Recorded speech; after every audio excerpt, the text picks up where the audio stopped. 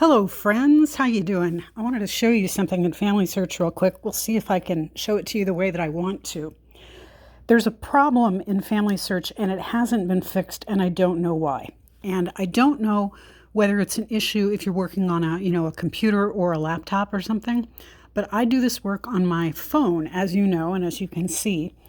And when I do, the same thing happens over and over again. If I go through a wedding record of some kind, a license or a record from the official who performed it, whatever, it should have some information on it fairly reliably, regardless of where that wedding occurred. And I tend to work in U.S. records, so take that as a kind of a proviso. What it gives you is it gives the bride her name and everything, and sometimes birth information, sometimes not. It gives you the groom. It gives sometimes birth information, sometimes not, but then it gives the date, and place of the wedding. And then it gives the parents of the groom and the parents of the bride. But if you're adding somebody new in using a wedding record, like say I've already got Mr. Smith, and I'm adding his wife, Ms. Jones, well, Mr. Smith's parents are going to be on that record too, and so I want to add them.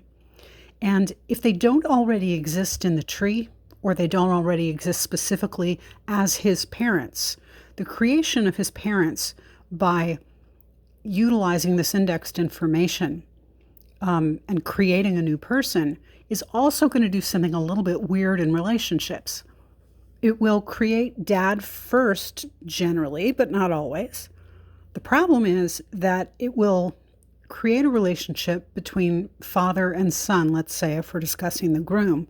But then when you add mom, it adds mom as dad's wife and separately also as the mother of the groom. But the groom ends up with two iterations of dad. And so you have to get rid of one of those. Now, this is really bad. Let me show you to you so that you can see. Okay, so here's Junius Christopher Kostelov. Let's show what his parents look like. This is from a series of records being added to him, but the people who added them were not paying attention to the fact that there would be a duplicate of either his mom or his dad created every single time they added a record. So this is why we have to be very careful and look specifically at this issue and make it a part of the checklist. When you are adding marriage records, remember you're going to get a little pop-up window that says, what does it say? Relationship, create relationship, ? Or something like that. Relationship created, and we'll see it in a minute. And so you have to make sure that all of those relationships are sorted. So there's only one dad, only one mom, and only one groom. Here we go. Let's look at parents for Junius. Oh, I shudder. Look at that. Is that not a complete freaking nightmare? So you can see by looking at the FamilySearch ID numbers, although there is a wheel spinning over the one I want to look at. CLV, sorry, I have to put on my reading glasses in order to be able to see this properly. LVKR-DDR, and how there's an iteration of him with mom for Junius, and then there's a version of him without the wife. Well, that's because somebody added a marriage record and did not do the extra work of checking to see, gee, how many versions of dad and mom are there? Do I need to merge them? This is a possible duplicate situation. It's also a getting rid of extraneous relationship statements kind of exercise. So what we do is we go to the place where dad is listed, but spouse is not, mom is not for Junius. So here's Enoch down here. And what I'm going to do is I'm going to tap on the down caret. And here, Enoch is without mom, and there's Junius. So what we can do is we can get rid of that relationship because it is a duplicate. So we hit on the pencil, it comes open, and then instead of adding relationship type or anything like that, all we have to do is remove or replace father. Tap on remove. I have viewed it, yes, and then all you have to say in the reason is duplicate. And anybody who works on the site is going to know what you're talking about. And then you hit remove. It removes that relationship that doesn't account for mom. And so now you're going to have it as soon as it takes a minute. There we go. Now that's better. Okay, now we have the same thing with mom. So we want to be sure that we're getting rid of mom. In the mom only no dad situation, it's the bottom of these three. So we want to do the same thing again. Tap on the down caret, scroll up. Now we've got Vivian Lucille and Junius under her. So I want to look and make sure that Vivian Lucille is under here. Okay, L5XR81Y. L5XR81Y. Okay, so we can remove her relationship again. Same thing. It's only mom because Vivian Lucille Kostelov has already been attached to both of her parents in a separate statement of relationship. Okay, I hope this is making sense. So I'm ticking the box. I'm saying the reason why I'm removing this relationship is that it's duplicate, because it is. It's mirroring the mom and dad full relationship.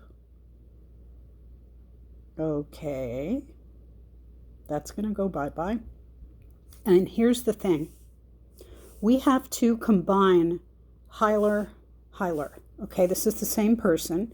This is her married name with the G2ND-2S6. And then her maiden name is the LVKR-D8F. So what we're going to do then is we're going to go to her and open her up here and tap on her FamilySearch ID. You can see it's been copied. Then we're going to back arrow. Go to her in this sole iteration relationship. And then all we're going to do is we'll wait for the wheel to stop turning, which always feels like it's happening forever. And then as soon as that's done, okay, now we're going to go possible duplicates. And it does, in fact, find her there. Great. So it's found her without my having to enter the FamilySearch ID and do the merge by ID, which is, you can see one of the options here. It has, the database itself has pulled up this possible duplicate, which we know to be a duplicate. So we're going to go review merge. Sorry, sometimes I talk or think faster than I should. Okay, so we see that the 50 census was attached to her, but the 20 and the 40 are over here. Groovy. Okay, so yes, continue. Nope, sorry. And we're not adding anything over because our better information is over here in the saved person column on the right. We always want to put the person who's got fewer details or no new information over on the left. That profile will be deleted by being merged into the remaining. Okay, here we go. Just going down, being careful, looking, the 20, the 40. All right. So we're going all the way down to the bottom. Continue. And we're going to say this record contains a little information. There is enough evidence to believe it is the same person as the other version of her.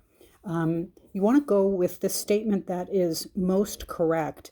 And this obviously didn't have a whole lot of information. It only had one census attached to it, and I believe I did that work myself. So it's really only got this. So that's my reason, and I merge.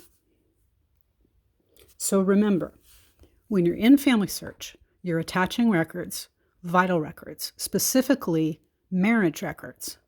What you want to do is you want to check and make sure that for the groom or the bride, there's only one version of mom and one version of dad. And if you have to get rid of a half relationship, where it's only mom and not dad stated, then you can get rid of that and mark it as a duplicate relationship. The other thing that you can do is, you want to check both people in the couple to make sure that their parents are good.